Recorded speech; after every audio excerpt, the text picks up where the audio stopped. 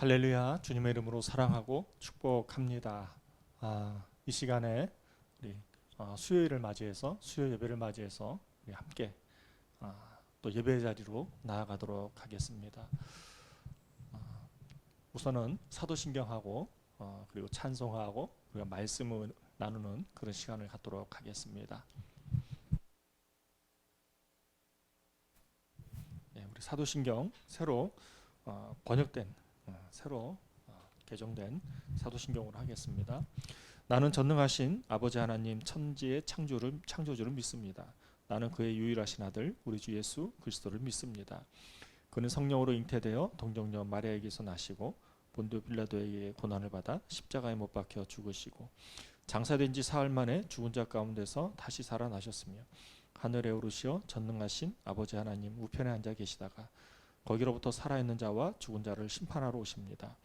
나는 성령을 믿으며 거룩한 공교회와 성도의 교제와 죄를 용서받는 것과 몸의 부활과 영생을 믿습니다. 아멘. 우리 오늘 찬송가 357장 주 믿는 사람이 일어나 찬송하도록 하겠습니다. 주 믿는 사람이 일어나 다 힘을 합하여 이 세상 모든 마귀를 다 쳐서 멸하세. 저 앞에 오는 적군을 다 싸워 이겨라. 주 예수 믿는 힘으로 온 세상 이기네. 믿음이 이기네. 믿음이 이기네. 주 예수를 믿음이 온 세상 이기네.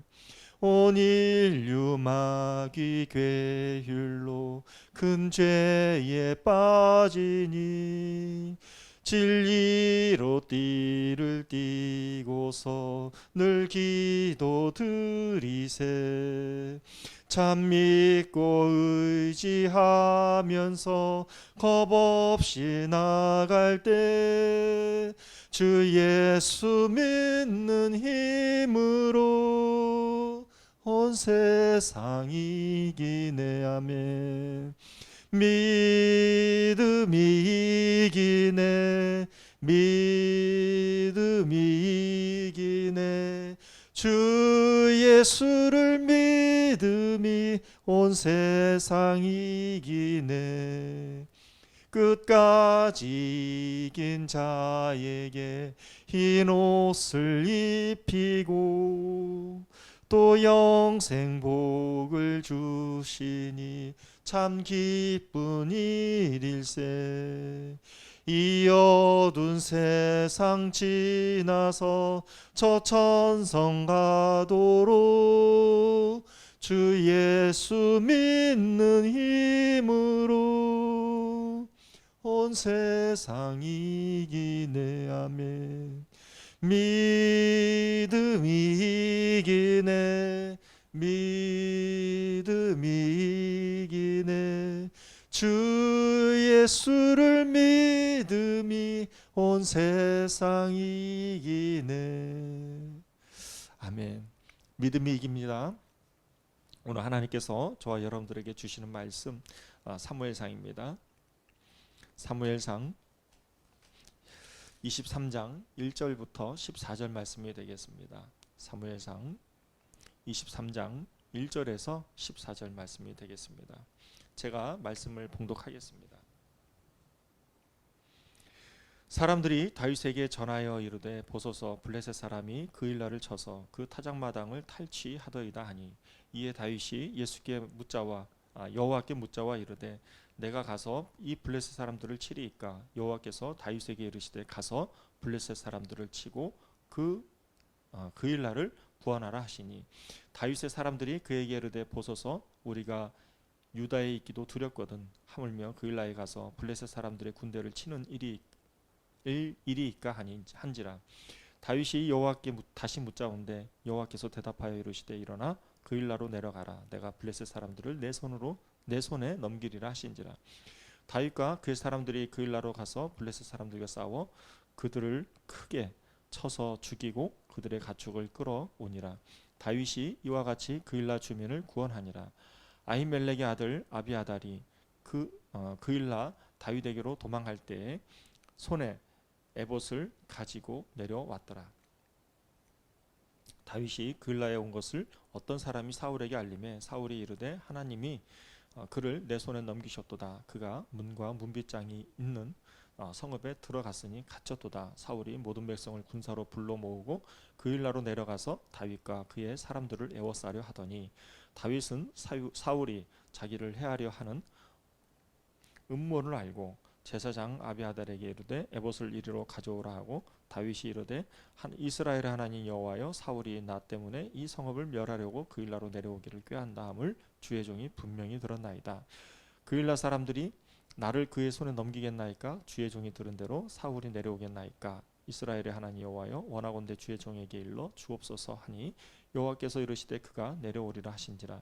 다윗이 이르되 그일라 사람들이 나와 내 사람들을 사울의 손에 넘기겠나이까 하니 여호와께서 이르시되 그들이 너를 넘기리라 하신지라. 다윗과 그의 사람 600명 가량이 일어나 그일라를 떠나서 갈 수 있는 곳으로 갔더니 다윗이 그일라에서 피한 것을 어떤 사람이 사울에게 말하매 사울이 가서 사울이 가기를 그치니라. 다윗이 광야의 요새에도 있었고 또 십광야 산골에도 머물렀으므로 사울이 매일 찾되 하나님이 그를 그의 손에 넘기지 아니하시니라. 아멘. 오늘 말씀 사무엘상 23장 1절에서 14절 말씀이 되겠습니다. 이 말씀 제가 읽어드렸고요.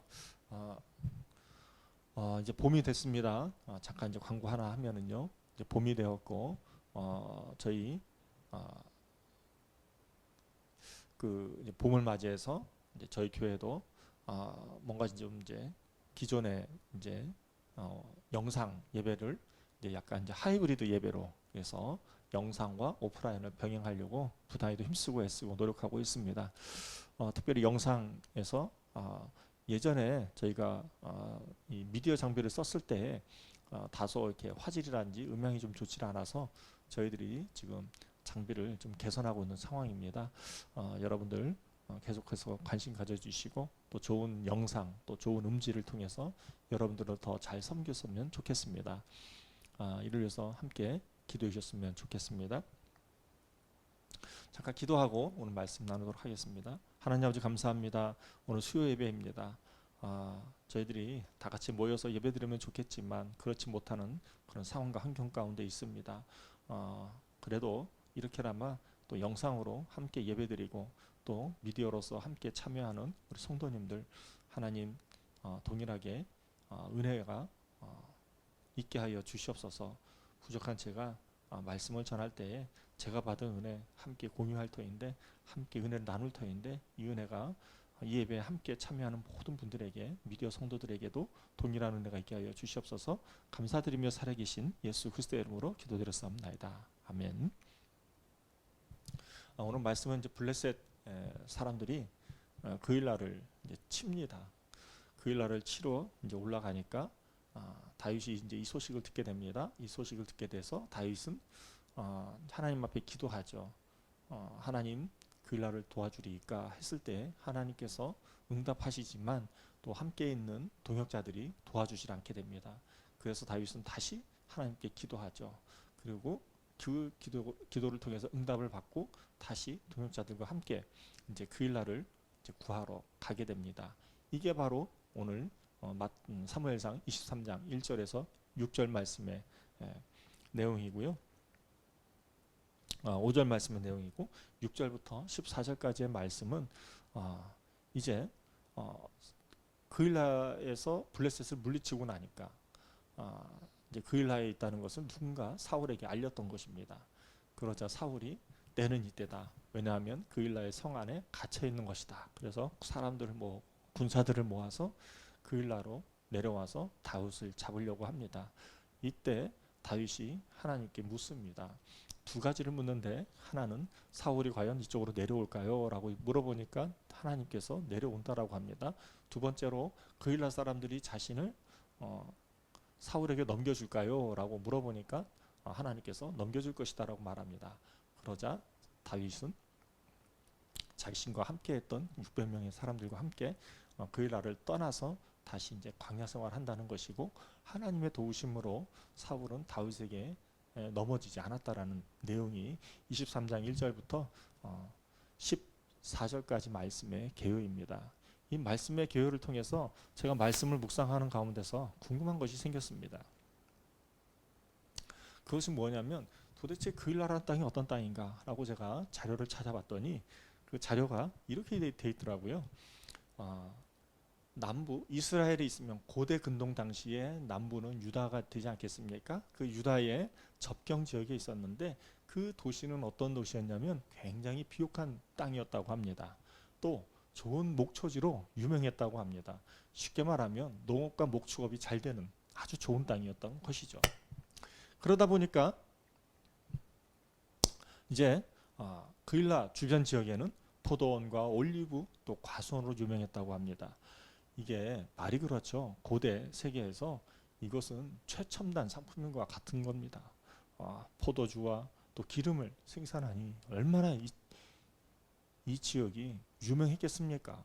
우리나라 말로 말하자면 굳이 말하자면 김포 평야 정도 되는 것 같습니다.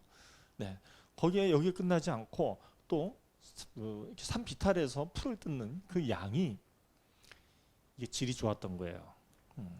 양질의 양털, 이게 굉장히 유명했다고 합니다.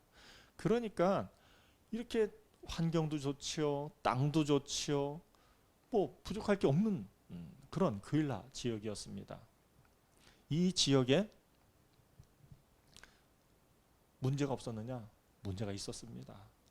왜냐하면 이 지역의 문제는 두 가지가 있었는데요. 하나는 가뭄에 시달렸다고 합니다. 물이 잘 그러니까 비가 잘 오지 않았다는 것이죠. 또 그러다 보니까는 이 사람들이 굉장히 예민했던 것이고, 농업과 목축업을 위해서 물 관리를 굉장히 신경을 많이 썼다고 합니다. 또 이 지역은 끊임없이 이웃 주민들에게 공격의 대상이 됐던 거예요. 왜? 시기 질투. 왜? 그 좋은 지역이니까 타작 때만 되면 이제 거기 가서 가져올 수 있는 거잖아요. 블레셋 사람들이 그래서 쳐들어왔던 것입니다. 정리하면 그일라 지역은 농업, 목축업 또 지리적으로 요새와도 같은 그런 곳이었습니다. 그럼에도 불구하고 이 비옥한 땅에 문제가 있었는데, 그 문제는 뭐냐면 가뭄과 이웃 민족의 끊임없는 공격 대상에 직면하고 있다는 그런 사실이 된다는 것입니다. 여러분들은 여기까지 그일라 지역을 좀 알게 되셨는데 어떤 생각이 드세요? 다윗은 이 지역의 백성들이 어려움을 겪고 있다는 소식을 듣자 다윗은 그 지역을 그일라 주민들을, 그일라 사람들을 남의 백성으로 치지 않고 자신의 백성으로 생각하고 구하러 가게 됩니다. 도움을 주려고 합니다. 그래서 군대를 동원하고 자신들이 도움을 줄 수 있는 것들을 도와주러 가게 됩니다. 그런데 이 시점에서 다윗은 기도를 하죠. 하나님의 인도하심을 구합니다. 하나님 앞에 기도했을 때에 하나님으로부터 응답을 받았습니다. 하나님으로부터 응답을 받았지만 거기서 끝나는 게 아니라 함께 있던 동역자들이 반대했다는 것이죠. 반대했기 때문에 다윗은 혼자서 그 문제를 해결할 수 없었기 때문에 또 기도하게 됩니다. 또 기도했을 때 하나님께서 응답을 주셔서 자신이 혼자 힘으로 해결하는 것이 아니라 동역자들과 함께 힘을 모아서 그일라를 구원하는 일에 앞장서게 되는 것이죠.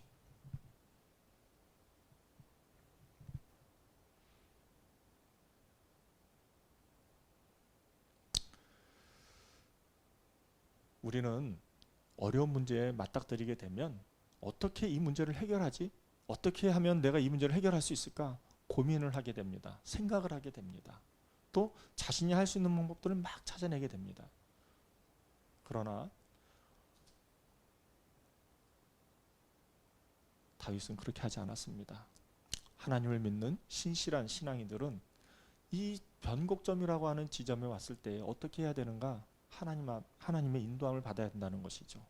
어떻게 인도함을 받는가? 하나님 앞에 기도하고 기도하면서 응답받고 응답받아서 또 하려고 했을 때 뭔가 문제에 부딪히게 되면 그 문제를 가지고 다시 하나님 앞에 기도한다는 것이죠. 다시 하나님 앞에 기도했을 때 하나님부터 응답받고 자신의 혼자의 힘으로 해결하는 것이 아니라 함께 동역자들과 함께 이 문제를 해결하는 변곡점을 맞이했다는 것입니다.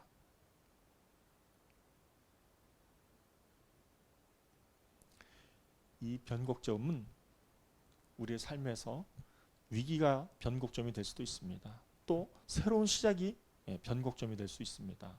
어떤 상황과 환경 가운데서 변곡점을 맞이하게 된다고 하면 우리는 우리의 인생에 있어서 큰 의미를 또 받을 수 있게 됩니다. 이 변곡점이라고 하는 것은 새로운 가능성 또 새로운 기회를 제공함과 동시에 저와 여러분들을 더욱더 성장과 성숙으로 이끌어 간다는 데 중요하다 하겠습니다. 다윗은 그 일나로 가서 많은 어려움을 겪습니다. 또 어려움을 겪고 그걸로 끝나는 게 아니죠. 하나님으로부터 도움을 받아서 그 문제들을 해결하지만 중요한 것은 다윗은 결코 자신의 힘으로 해결하지 않았다는 것. 자신의 전문성을 가지고 해결하지 않았다는 것입니다. 철저하게 하나님께 구하고 답을 얻고 구하고 답을 얻고 이를 바탕으로 해서 이것이 끊임없이 반복되는 패턴을 가지고 신앙생활을 하고 시작했다는 것이죠. 이게 다윗의 변곡점이라는 거죠. 이를 통해서 다윗은 여전히 광야 생활임에도 불구하고 하나님을 전적으로 의지하는 그 변곡점이 바로 그일라라는 것입니다. 하나님께서는 잠언서 3장 5절에서 6절 내 마음을 다하여 여호와를 의뢰하며 내 명철을 의지하지 말라. 너의 모든 길에서 그를 인정하라. 그리하면 내 길을 지도하시리라. 하나님은 지도하시는 하나님이에요. 우리가 뭔가 문제점을 만났을 때 또 그일라처럼 좋은 환경이 다 있음에도 불구하고 스스로 해결이 되지 않는 문제의 상황 가운데 직면했을 때 그러한 변곡점을 맞이했을 때 우리는 어떻게 해야 됩니까? 우리의 힘으로 해결하는 것이 아니라 하나님 앞에 기도하고 하나님의 인도함을 받아서 함께 연합해서 함께 힘을 모아서 그러한 당면한 문제들을 헤쳐 나가야 한다는 교훈을 주고 있는 것입니다.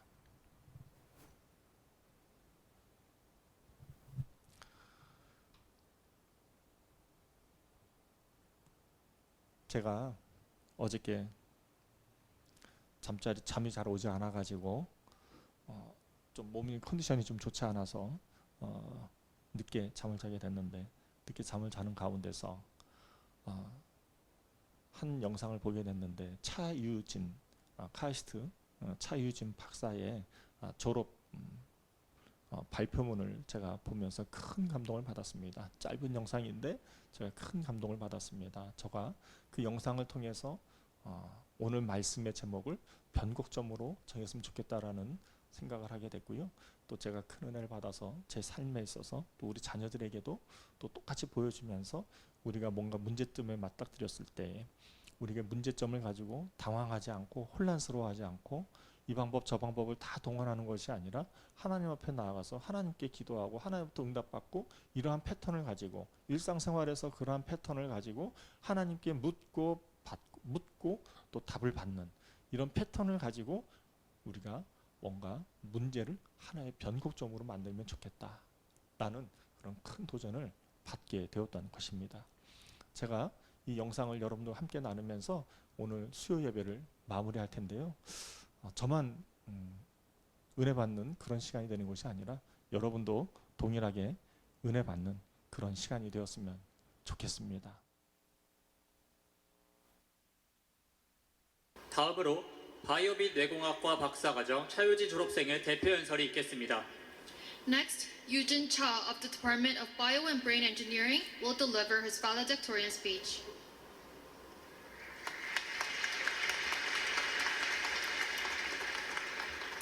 안녕하십니까. 카이스트 학부 공사학번 그리고 박사 18학번 차유진입니다. 새내기 학부생으로 처음 이 교정을 밟은 지 무려 19년 만에 박사과정을 마치고 여러분과 함께 졸업하게 되어 영광입니다. 저의 삶에는 많은 변곡점이 있었고 그 변곡점에는 저를 이끌었던 꿈과 인연이 있었습니다. 저는 중학생일 때 드라마 카이스트를 보며 머리가 나쁘면 열정이라도 있어야 한다는 어느 괴짜 교수의 말에 감명받아 기적적으로 카이스트에 입학했습니다. 하지만 저는 어려운 학부 공부에 적응하지 못했습니다. 대학원 진학에도 실패한 저는 고민 끝에 의학전문대학원 진학을 결심하게 되었습니다. 솔직히 그 결심은 힘든 과학자로 다시 도전하느니 의사가 되어 안정적인 삶을 살겠다는 저와의 타협이었습니다. 결국 의사가 된 저는 첫 환자로 민지라는 아이를 만나게 되었습니다. 민지는 다리에 생긴 골육종으로 한쪽 다리를 절단까지 해야 했지만 암을 이겨내겠다는 굳은 의지로 늘 저를 뭉클하게 했습니다. 하지만 폐에 암이 전이된 민지의 상태는 나날이 악화되었습니다. 민지가 하늘나라로 떠나던 날 저는 아무도 없는 곳에서 펑펑 울었습니다. 왜 현대의학은 이 아이를 살리지 못했을까? 저는 오랜 방황 끝에 비로소 깨달았습니다. 현대의학의 한계를 극복하는 길은 결국 과학기술에 있다는 것을 말이지요. 저는 다시 과학자가 되어 그 답을 찾겠다는 꿈을 갖게 되었습니다. 모교는 박사과정으로 어렵게 돌아온 저를 따뜻하게 보듬어 주었지만 새로운 문제를 찾고 풀어내는 박사과정은 늘 실패와 마주했습니다. 너무나 힘들었던 저는 진지하게 박사과정을 그만두는 고민을 했었습니다.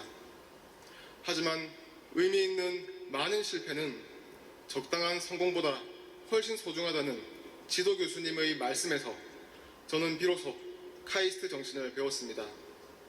실패를 거듭했던 연구가 마침내 저의 졸업 논문이 되어 출판되던 날 저를 과학자의 길로 이끌었던 민지가 구름 위에 나타나 고사리 손으로 제게 손뼉을 쳐주고 있었습니다. 졸업생 여러분, 저의 이 작은 한 걸음은 또 다른 수많은 민지에게 희망의 씨앗이 되리라 믿습니다. 세상의 당면한 문제들을 해결할 수 있는 길은 과학기술이기에 우리의 꿈들은 결국 세상의 지평을 넓히고 수많은 사람들을 살릴 것입니다. 괴짜 교수를 만나 네, 여러분들 영상 잘 보셨나요? 네, 저는 이 영상을 보면서 지난 밤에 정말 큰 감동과 더불어서 다시 한번 오늘 말씀을 상고하고 그러면서 우리가 맞닥뜨린 문제는 어찌 보면 또 다른 변곡점이겠구나라는 큰 깨달음이 있었고 또 그 깨달음을 통해서 오늘 말씀의 제목으로 변곡점이라는 제목과 또 주제를 설정하게 되었습니다. 저와 여러분들이 겪는 크고 작은 문제들 그것은 또 다른 변곡점의 시작인 줄 믿습니다. 그일라가 그랬고 또 다윗이 그랬고 계속해서 다윗은 쫓겨다니는 그런 삶을 살면서도 계속해서 변곡점을 새롭게 만들어가는 것을 보게 됩니다.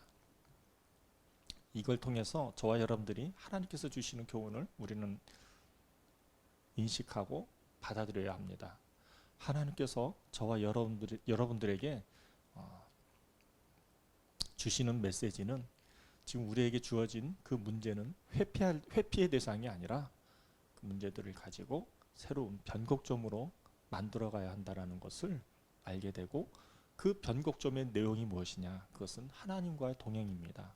하나님께 기도하고 응답받고 이런 하나님과 기도하여서 응답받고 끊임없이 주님과 동행하면서 하나님의 인도하심을 체험하면서 하나님께서 만들어 가시는 변곡점을 우리는 만들어 가야 한다는 것입니다. 이를 위해서 저와 여러분들이 부르심을 받은 거죠. 택함을 받은 거죠. 기도하겠습니다. 하나님 아버지 감사합니다. 그렇습니다. 하나님, 저희들이 인생을 살다 보면 크고 작은 문제들을 맞닥뜨리게 되고 이러한 크고 작은 문제들 앞에 하나님 번번이 그 문제들에게 먹혀드는 것이 아니라 잡혀먹는 것이 아니라 하나님, 하나님께 기도하고 간구하며 응답받으면서 하나님의 세미한 인도하심을 받아서 하나님께서 만들어 가시는 변곡점을 저희들이 똑똑히 보고 목도하고 증거로 삼았으면 좋겠습니다. 감사드리며 살아계신 예수 그리스도의 이름으로 기도드렸사옵나이다. 아멘. 우리 다 같이 주기도문으로 오늘 모든 예배를 마치겠습니다. 하늘에 계신 우리 아버지, 아버지의 이름을 거룩하게 하시며 아버지의 나라가 오게 하시며 아버지의 뜻이 하늘에서와 같이 땅에서도 이루어지게 하소서. 오늘 우리에게 일용할 양식을 주시고 우리가 우리에게 잘못한 사람을 용서하여 준 것 같이 우리 죄를 용서하여 주시고 우리를 시험에 빠지지 않게 하시고 악에서 구하소서. 나라와 권능과 영광이 영원히 아버지의 것입니다. 아멘. 네, 이제 수요예배 다 끝났고요.